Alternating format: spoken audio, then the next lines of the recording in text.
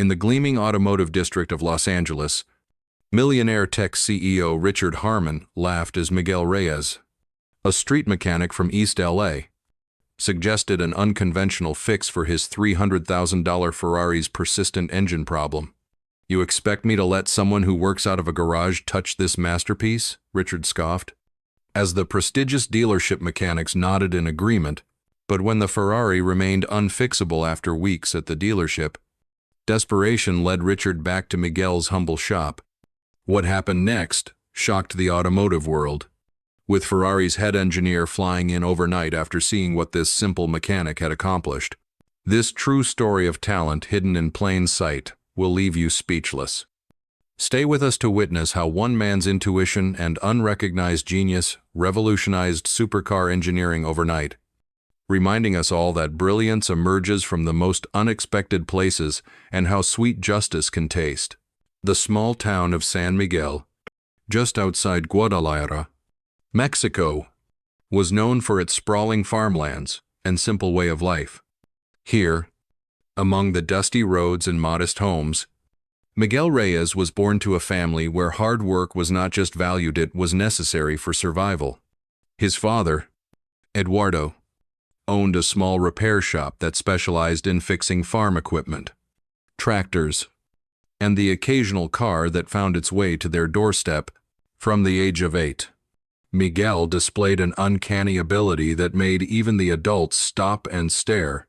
Where others heard just noise, Miguel could listen to an engine and identify exactly what was wrong. It was as if he could speak a language only machines understood. "Listen," his father would say, pulling him close to a tractor engine. "What do you hear?" Miguel would close his eyes, his small hand resting on the metal surface, feeling the vibrations. "The timing is off," he'd say, or, "There's a crack in the third cylinder." And time after time, he was right. His grandfather, Roberto, had once been a mechanic for racing teams in his youth before settling down in San Miguel. In Miguel, he saw not just talent, but a gift that could change the boy's future. While other children played soccer in the streets, Miguel sat with his grandfather, absorbing complex theories of combustion engines, thermal dynamics, and mechanical resonance. "An engine is like a symphony," Roberto would tell him. "Each part must play in harmony with the others. When you hear a problem, you're hearing a musician out of tune." By 15, Miguel could rebuild engines blindfolded. By 17, farmers from neighboring towns would specifically ask for "the boy with the golden ears" when bringing their equipment for repair. But the small town had limited opportunities, and Miguel dreamed of more. He devoured engineering books, often reading by candlelight when the electricity went out. His mother would find him asleep, face pressed against diagrams of engine components, pencil still in hand from where he'd been making notes. When Miguel turned 19, with barely $500 saved and a duffel bag of clothes, he crossed the border into the United States, settling in East Los Angeles where a distant cousin lived. The reality of immigrant life hit hard. His talent with engines meant nothing without credentials or connections. For 3 years, Miguel worked multiple jobs: dishwasher in the morning, convenience store clerk in the evening, and mechanic's helper on weekends. Every spare dollar went into a coffee can labeled "Me Taller, My Workshop."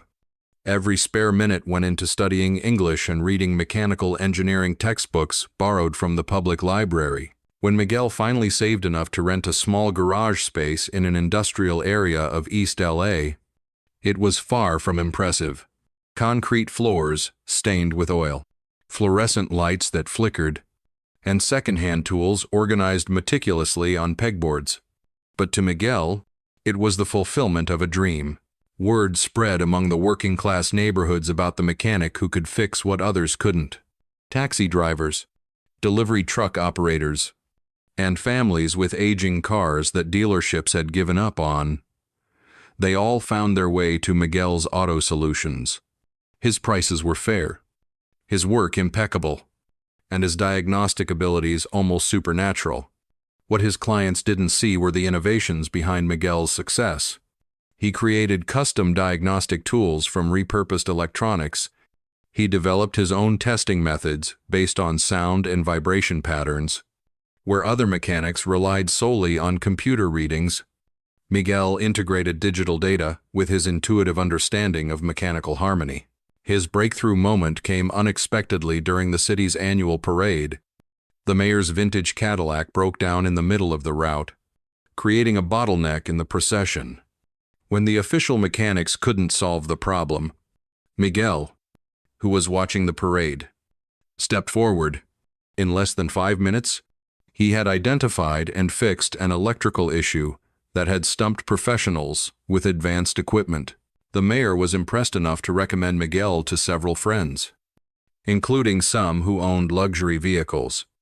Still, Miguel remained invisible to the high-end dealerships and exclusive automotive circles of Beverly Hills and Newport Beach. His dream of working with cutting-edge supercars seemed as distant as ever. Then, on an ordinary Tuesday afternoon, Miguel was finishing an oil change when he heard it, the distinctive sound of a Ferrari California driving past his shop, even above the street noise. His trained ear caught a subtle knocking that shouldn't have been there. The sound lingered in his mind for days, like an unresolved chord in a piece of music. Richard Harmon had built his fortune through a series of tech startup acquisitions.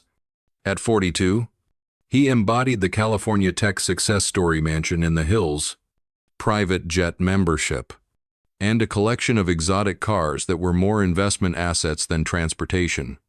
His latest acquisition, a Ferrari Foto Tributo in Signature Red, was his pride and joy. When the car developed a mysterious engine problem, Richard was annoyed but not worried.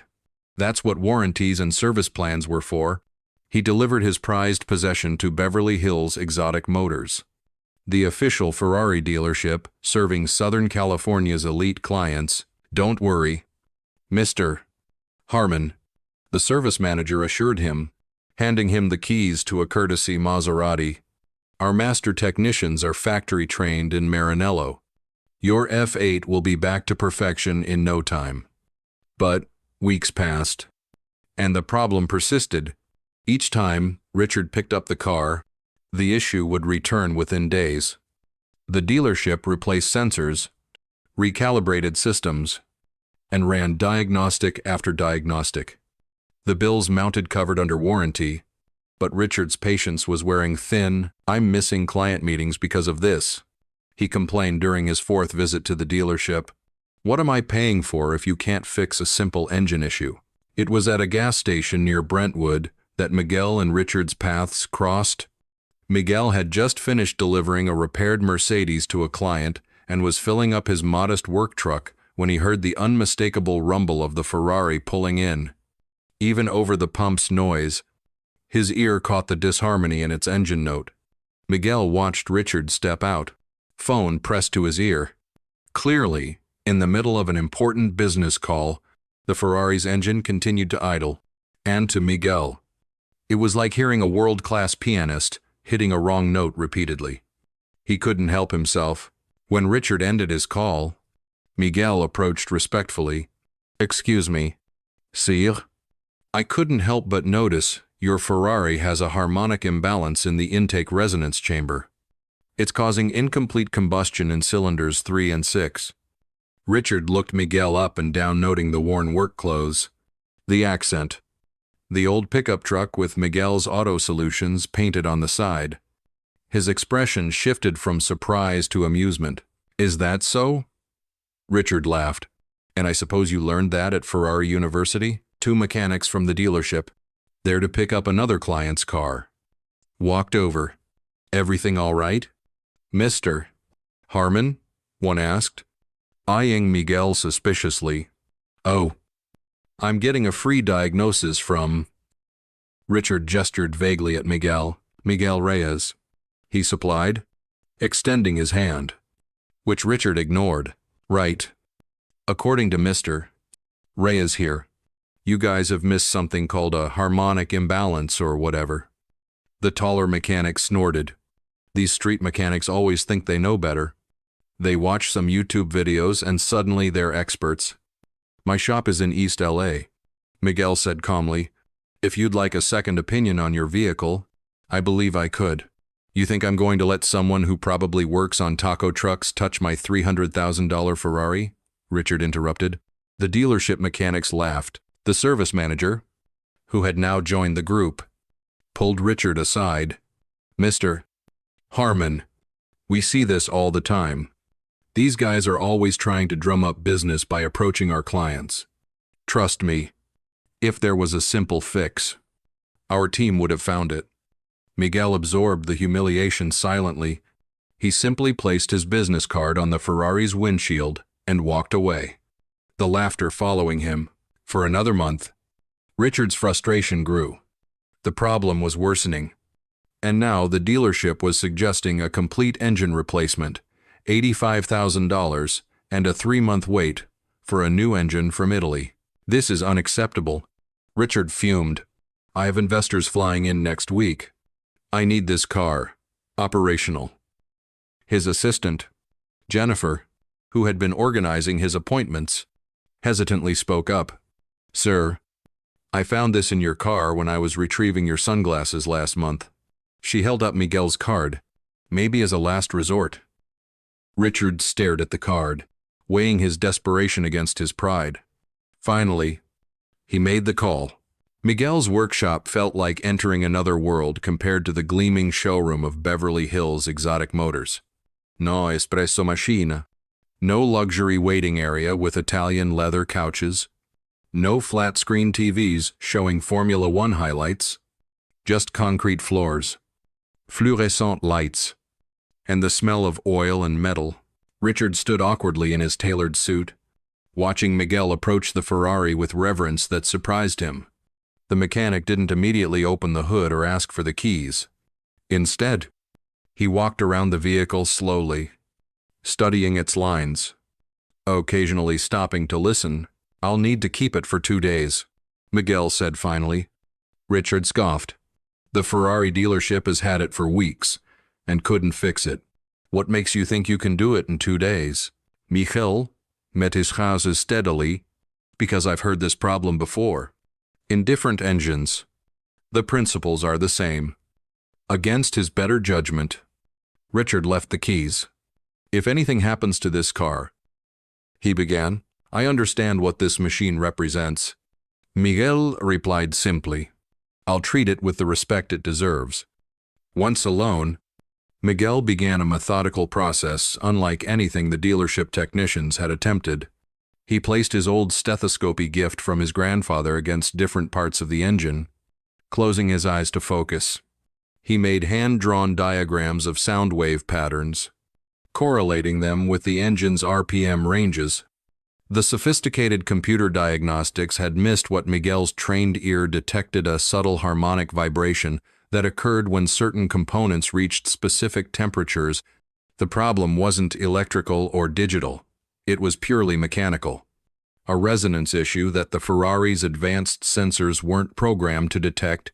Miguel worked through the night, sleeping only 2 hours on a cot he kept in the back of his shop. By morning, he had developed a theory. By afternoon, he had crafted a solution using mathematical principles. His grandfather had taught him principles about harmonic resonance that applied as much to high-performance engines as they did to farm equipment. The challenge was implementing the fix without Ferrari's proprietary tools. Miguel fabricated what he needed from basic materials, adapting regular tools for specialized purposes. He made delicate adjustments by handwork that required the touch sensitivity of a safecracker and the patience of a watchmaker. Richard called repeatedly, his tone alternating between threatening and pleading.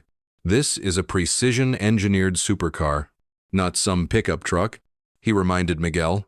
If you're in over your head, just say so. But Miguel was in his element.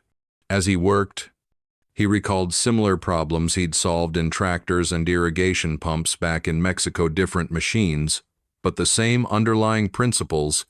His grandfather's voice echoed in his memory.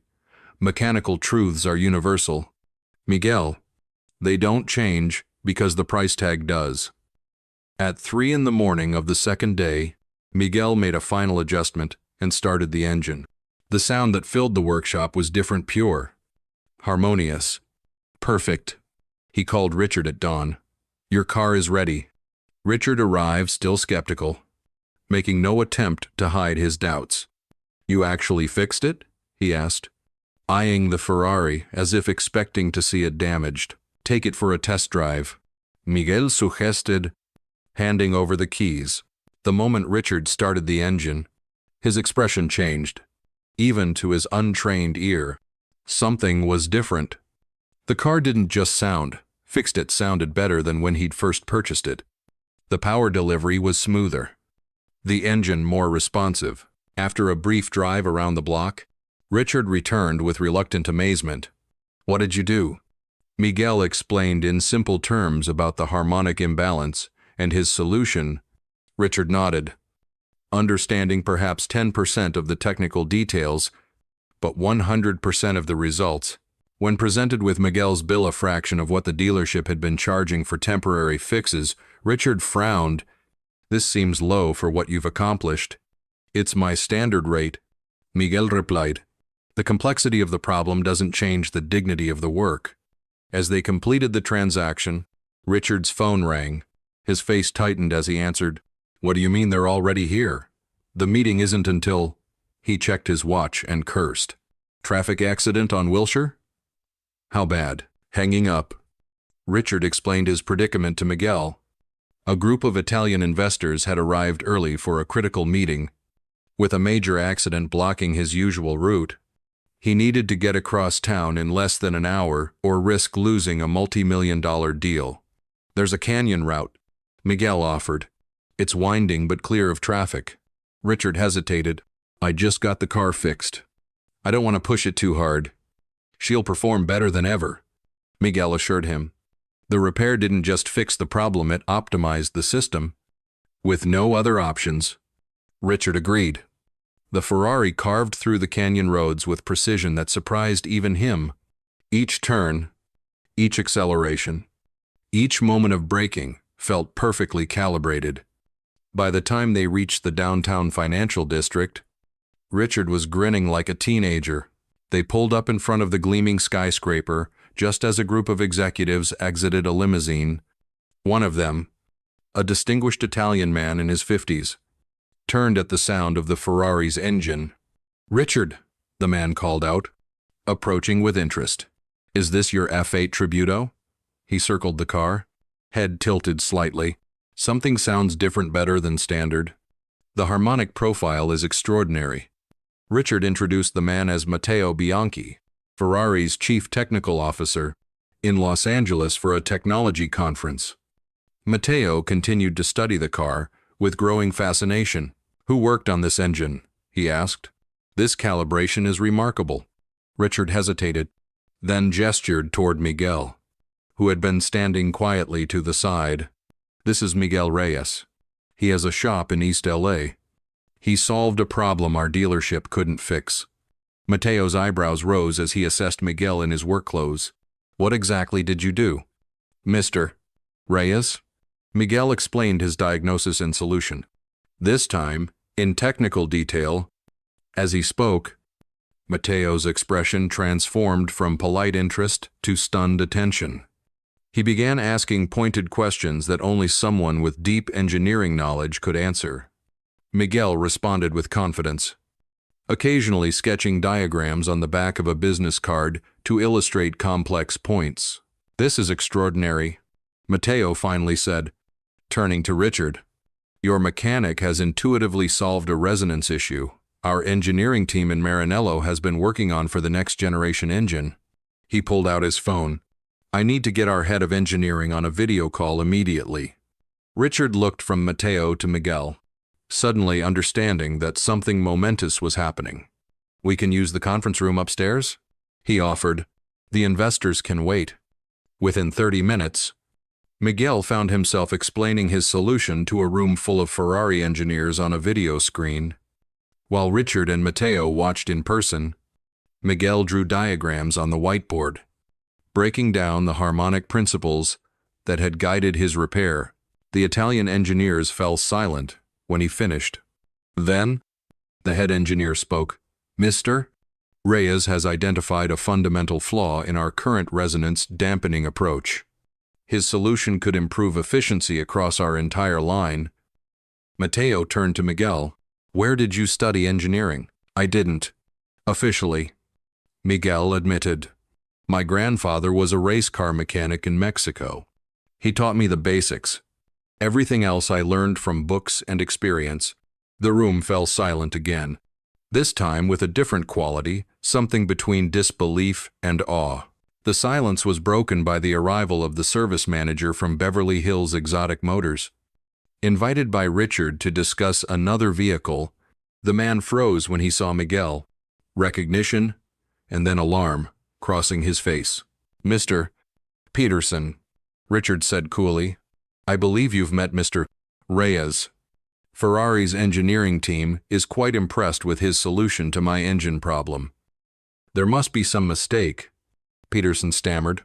"We have factory-trained technicians who failed to identify a basic resonance issue." Matteo interrupted.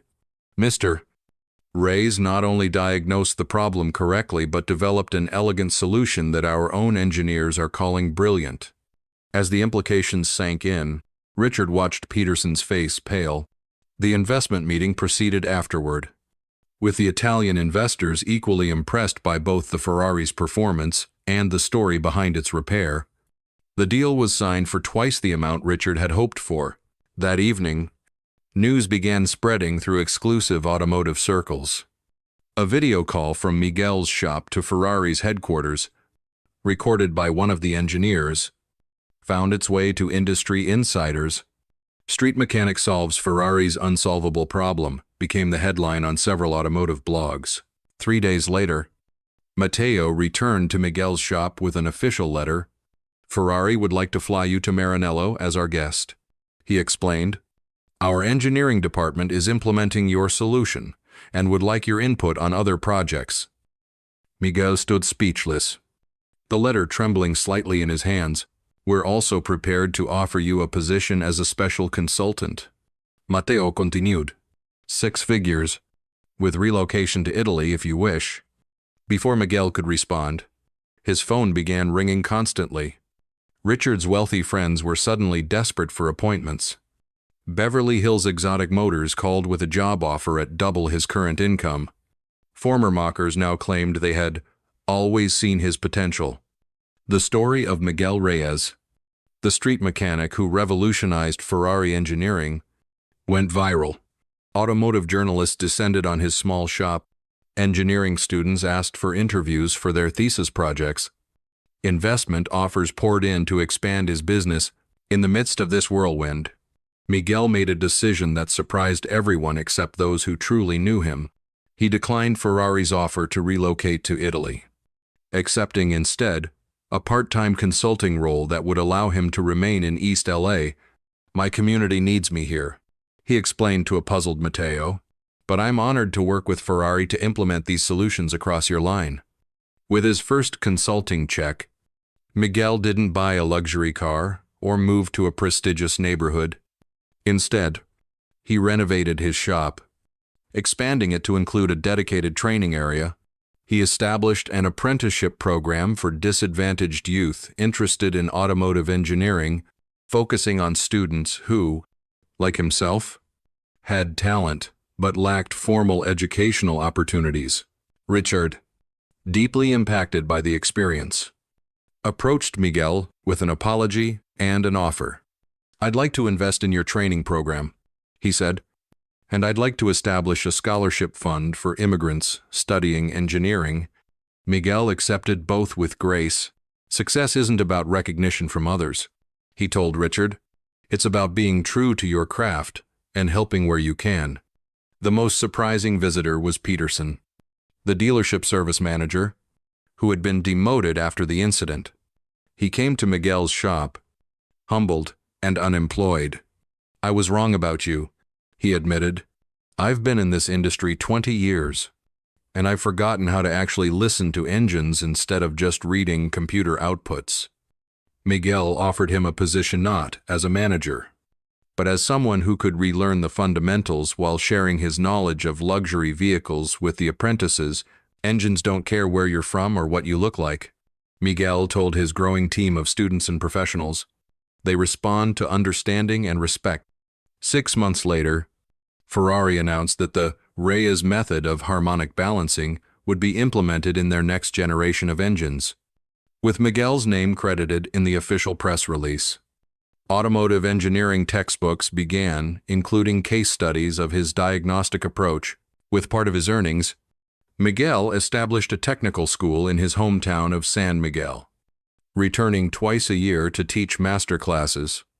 The school quickly became known for producing exceptional mechanical talent, with graduates recruited by automotive companies worldwide.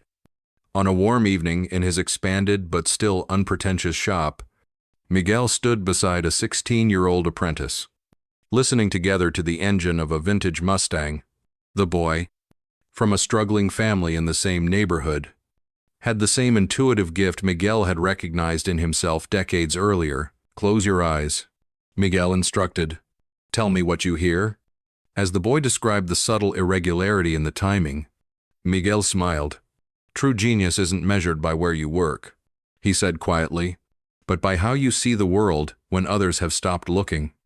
Have you ever been underestimated, only to prove everyone wrong? Your value isn't determined by others' perception, but by the passion and excellence you bring to everything you do. True talent can't stay hidden forever, and sometimes, those who dismiss you today will be learning from you tomorrow. The world needs your unique gifts, especially when no one else can see them yet.